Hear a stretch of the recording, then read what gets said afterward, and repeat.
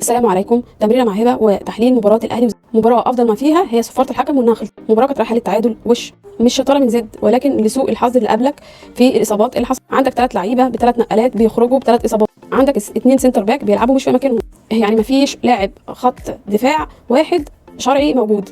ويوسف ايمن طبعا انا شايفه ان كولر ما كانش حابب يحطه في الاختبار ده عشان ما نخسرش اللاعب خالص. المباراه كانت بادئه ضغط عالي من الفرقتين، والاهلي وطاهر الحمد لله اللي في يومه وفي فورمته وفي كل حاجه يعني حلوه ليه الحمد لله انقذنا النهارده. اصابه ربيعه خلت السوليه يدخل ويتشد كوكا اللي ورا يلعب بداله، امامي يخرج باصابه برده، بعده يخرج الشحات برده باصابه والثلاثه بنقاله. اللعب رايح جاي رايح جاي رايح جاي، ودي بصراحه كانت المباريات اللي انا بخاف فيها ان يحصل فيها التعادل، واكيد كل اهلاوي كان حاسس بكده. على قد ما اللعيبه اجتهدت قوي، على قد ما كان في سرعه ومفيش دقه ومفيش تركيز، والحمد لله ان المباراه عدت وان احنا دخلنا في فتره التوقف الدولي عشان نعرف نعيد الحسابات من جديد.